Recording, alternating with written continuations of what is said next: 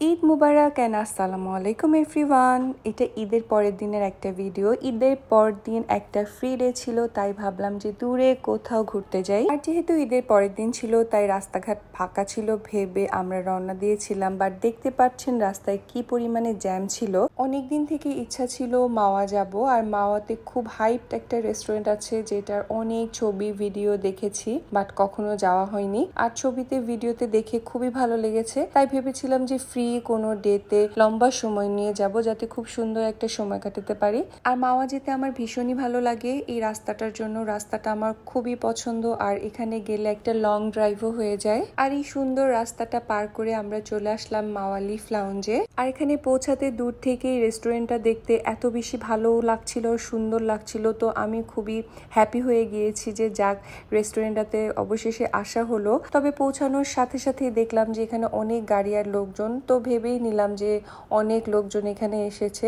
অনেক আগ্রহ নিয়ে ভিতরে চলে যাচ্ছি, যেহেতু বাইরে থেকে এত সুন্দর ভেবেই নিলাম যে ভিতরটা অনেক সুন্দর হবে। আজকের আকাশটা গ্লুমি গ্লুমি ছিল, খুব একটা রোদ ছিল না, তবে গরমটা কিন্তু ভালোই ছিল, কেমন যেন একটা ভ্যাপসা গরম যেটাকে বলে। ভিতরে চলে আসলাম যে খুব সুন্দর একটা জায়গা দেখে বসবো, সুন্দর সুন্দর কিছু ছবি তুলবো, ভিডিও করব।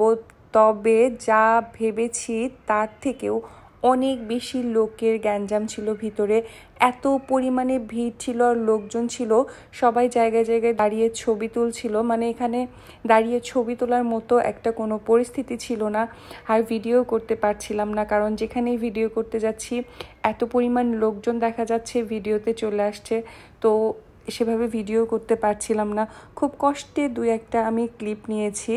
আর এখানে লোকজনের ভিড়ে মনে হচ্ছিল যেন আরও বেশি গরম লাগছে, এত লোকজন ছিল, আর দাঁড়িয়ে ছবি তোলারও কোনো পরিস্থিতি ছিল না। তবে রেস্টুরেন্টটা কিন্তু আসলেই অনেক বেশি সুন্দর, আর ডেকোরেশনটা তো আমার অনেক বেশি ভালো লেগেছে। এত সুন্দর করে গাছ লাগানো, আর উপর থেকে লিফগুলো ঝুলিয়ে দেয়া, মানে লিফ লাউঞ্জ যেমন নাম রেখেছে তেমনি ডেকোরেশনটাও কিন্তু তার সাথে মিলেই করা হয়েছে। আর এখানে ওয়াটারফল দিয়েছে, এই ওয়াটারফলটার জন্য রেস্টুরেন্টটা আরও বেশি আকর্ষণীয় হয়ে গেছে আর আরও সুন্দর লাগছে দেখতে।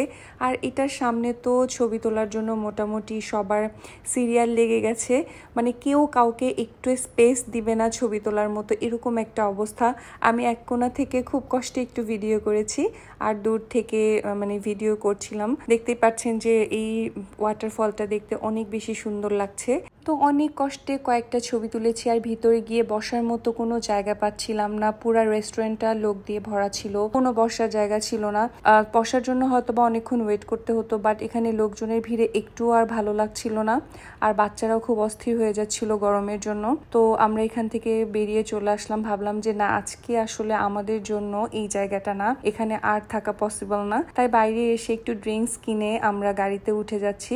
আর ঠিক করলাম যে এরপরে কখনো কোনো ফ্রি ডেতে আসবো, অনেক সময় নিয়ে সময় কাটানোর জন্য, যেহেতু রেস্টুরেন্টটা অনেক ভালো লেগেছে, নেক্সট টাইম আবার আসবো।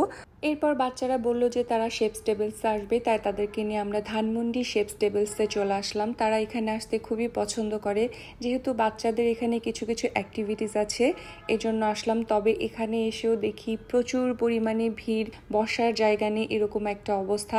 আসলে ঈদের ছুটিতে সবাই বেরিয়ে পড়েছে ঘুরতে, তাই মানে সবখানে একই অবস্থা। আর ঢুকে আহিয়ান বলল যে সে আইসক্রিম খাবে, তো টার্কিশ যে আইসক্রিমটা ছিল ওখানে সে যে প্লেটা করছিল আর আমি ভিডিও করছিলাম, দেখতে খুব মজা লাগছিল। আর পাশে যে বাচ্চাটা সেও আহিয়ানের সাথে অনেক লাফাচ্ছিল, এটা দেখে আমি আরো বেশি মজা পাচ্ছিলাম। ফাইনালি গুলো আইসক্রিম পেয়ে গেল, যাক সে আইসক্রিম পেয়ে অনেক হ্যাপি হয়েছে। তারপর চলে আসলাম ক্যাচমিতে, আফানের জন্য কয়েন নিচ্ছি, সে ডল ক্যাচ করবে সেটাতে। এটাই আসলে তাদের মেইন অ্যাট্রাকশন ছিল যে তারা ক্যাচমিতে আসবে, এই জন্য তাদের জন্য কয়েন নিয়ে নিলাম। এখন কয়েন নিয়ে চলে যাচ্ছি। তো প্রথমে আফানের বাবা ট্রাই করলো, তবে সে মিস করেছে, সে এটা ক্যাচ করতে পারেনি। এটা আসলে খুবই, আমি দেখলাম যে লাকের ব্যাপার। যারা ক্যাচ করে তো দেখা যাচ্ছে তারা অনেকগুলো ডল ক্যাচ করতে পারে, আর যারা পারে না তো পারে না। তো আজকে আসলে মানে ওর বাবা একটাও ক্যাচ করতে পারেনি। এরপর আফফান ট্রাই করলো কয়েকটা, কিন্তু আফফানও একটাও ক্যাচ করতে পারেনি, মানে একটুর জন্য মিস হয়ে যাচ্ছে। তো ওরা অনেক মন খারাপ করছিল, কি আর করার, আজকে ব্যাড লাক ছিল, এই জন্য আফফানও একটাও ক্যাচ করতে পারেনি, ওর বাবাও পারেনি। তো এখান থেকে আমরা চলে আসলাম। আহিয়ান ওর মতো ও একদম লাফালাফি করছে, খেলছে। এরপর আমরা ওয়াফেল খাবো, ওয়াফেল অর্ডার করতে আসলাম। আর আমরা অর্ডার করে দিলাম ট্রাই চকলেটের ফ্লেভারের ওয়াফেলটা, সেটা এটা তো অনেক মজা, বাচ্চারা এটা অনেক পছন্দ করে। তারপর ক্লে স্টেশনে চলে আসলাম। আফান আর আহিয়ান পেইন্টিং করবে। তোরা এখানে দেখে চুজ করলো যে কোন ক্লেটা তারা পেইন্টিং করতে চায় আর কোনটা পেইন্টিং করতে কত লাগবে। এখানে প্রাইসটা নিচে দেয়া আছে। গুলু সিলেক্ট করেছে সুপারম্যানের যে লোগোটা সেটা, আর আফান নিয়েছে হচ্ছে ক্যাপ্টেন আমেরিকার যে লোগো সেটা।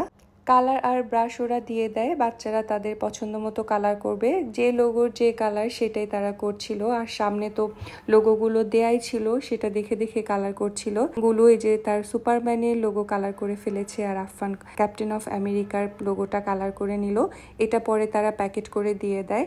এরপর আমরা নিচে ইউনিমার্টে চলে আসলাম, কিছু শপিং করলাম আর ইচ্ছা মতো আইসক্রিম নিলাম। আর যে আইস টিটা ট্রাই করেছিলাম এটা এতটাই ভালো লেগেছে, তাই এখান থেকে আরো কয়েকটা নিয়ে নিলাম, নিয়ে বাসায় চলে আসলাম। আজকের দিনটা এখানেই শেষ হলো।